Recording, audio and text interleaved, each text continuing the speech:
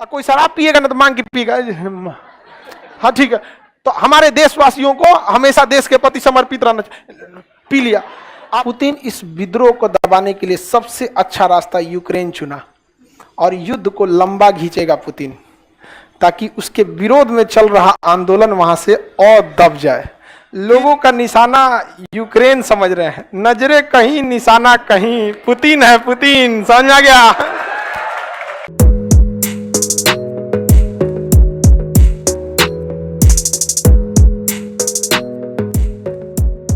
समझ आ गया।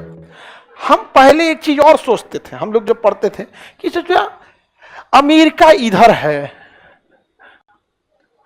रसिया इधर है, अक्सर लड़ाई हमारे पड़ोसियों से होती है, एकरा में काहे लड़ाई हो जाता है। समझा कि नहीं? बाद में ये नक्शा जरा देखिए तो, देखिए ये अमेरिका है, अमेरिका का यह राज्य अलास्का है, ये समझ में गया। यो सोच रहा पड़ोसी ये निकला,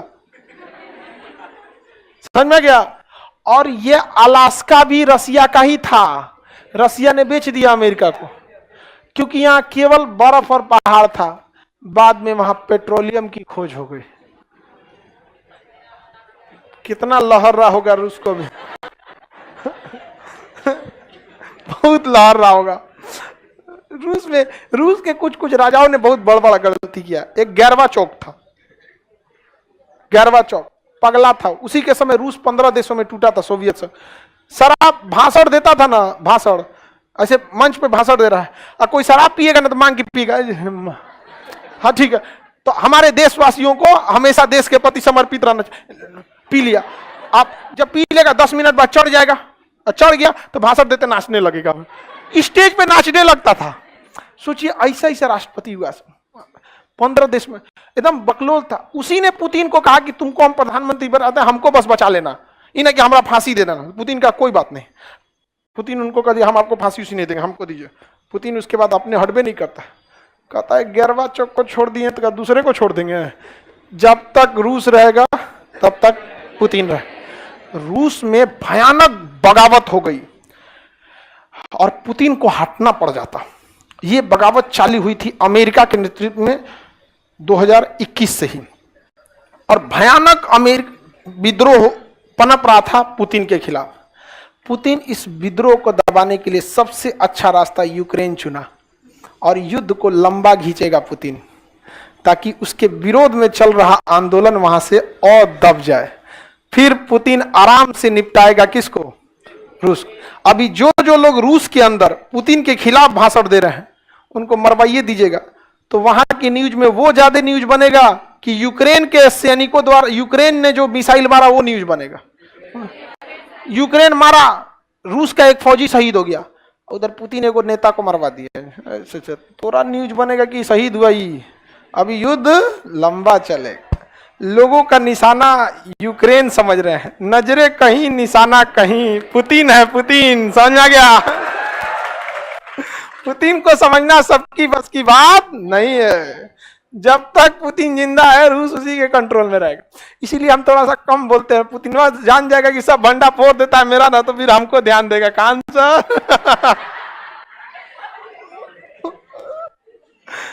समझाएगा कि नहीं?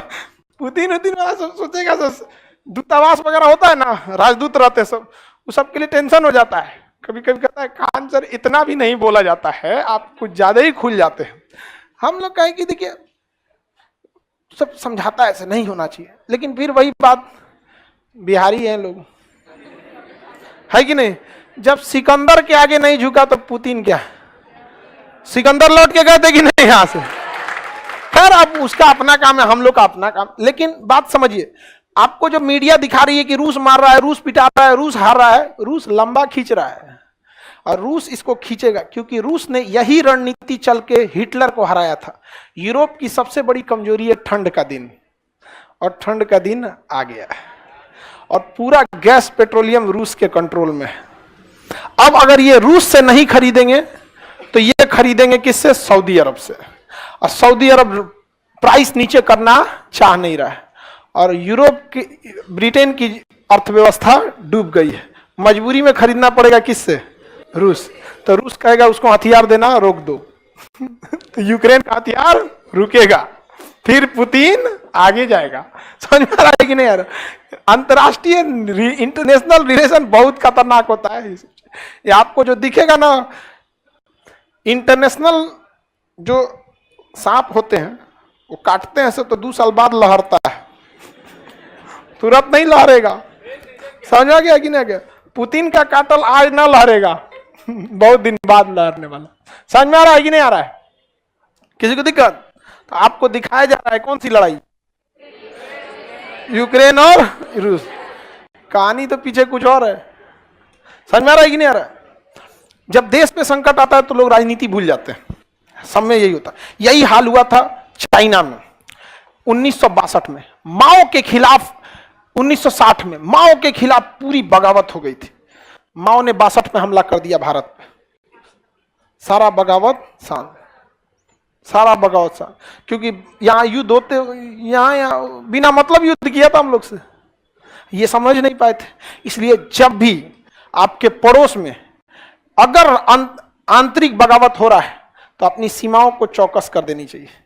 इसलिए भारत सरकार, इमरान खान पे बगावत हो रहा है ना, वहां की सरकार को अभी कहीं ना कहीं इधर घुस जाएगा, सब कश्मीर उश्मीर में। इसलिए पूरी हाई अलर्ट पे है इंडियन आर्मी। आओ ससुरा तोरा बताते हैं हम। समझ में आ गया कि नहीं आ गया? तो ये सब चीजें बहुत जरूरी होती है।